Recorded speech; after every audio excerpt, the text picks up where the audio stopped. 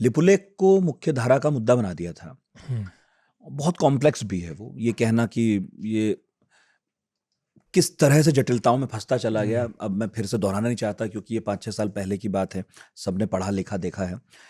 पर मुझे आपसे ये समझना और पूछना है कि अंग्रेजों ने जो सीमाएं खींची हैं, हम्म।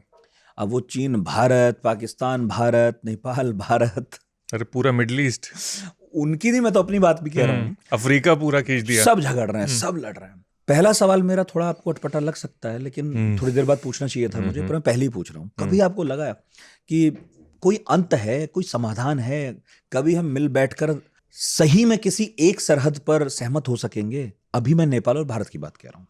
देखिए, मामला बड़ा पेचीदा है, और क्योंकि ये मामला जो है असल में आता है एक मॉडर्न कॉन्सेप्ट से, सॉवरेंटी के।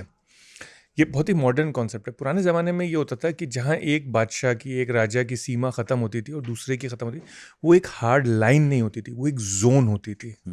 एक जोन में आप ट्रांजिशन करते थे, यानी एक इलाके से दूसरे इलाके के बीच में एक इलाका होता था जिसे आप ना दिन कहें ना रात और संध्या समझें।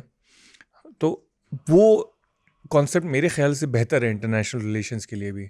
अब लिपू लेक ज़रा सा इलाका है, ऐसा कोई बड़ा इलाका नहीं है ना, वहाँ पे कोई ऐसी चीज़ मिलती है, तेल या जिसके ऊपर चांदी या सोना, जिस पे आप लड़ में रहें।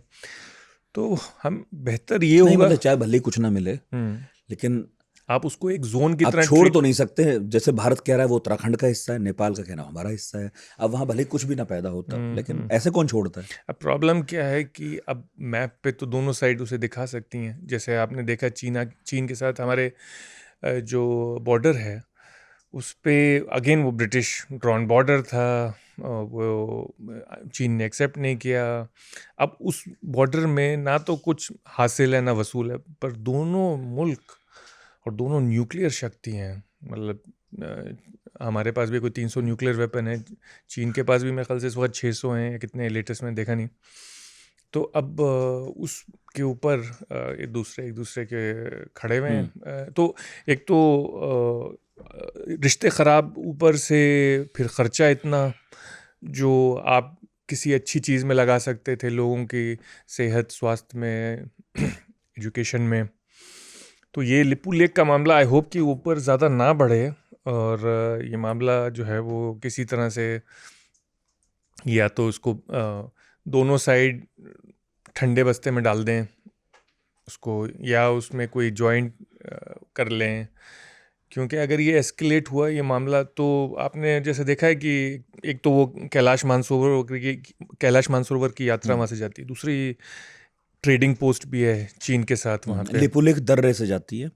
और अभी जो घटना घटी है, मैं जिन्हें नहीं पता बता दूं कि भारत और चीन के बीच में कई सालों के बाद ये सहमति बनी है, यात्रा भी थोड़े दिन से बंद थी, कि यात्रा शुरू हो। और उसके दो रास्ते हैं, एक नाथुला दर्रा, एक लिपुलेख। लिपुलेख को लेकर नेपाल का ये कहना है, उसने प्रोटेस्ट नोट भेजा है दोनों मुल्कों को, ये कहकर कि चूंकि ये हमारी ज़मीन है तो हमसे भी बात की होती आपने तो अच्छा रहता। इस पर भारत का जवाब आ गया है ऑफिशियल, उसने कहा है कि हम कंसिस्टेंट हैं इसे लेकर कि लिपुलेख हमारा हिस्सा है।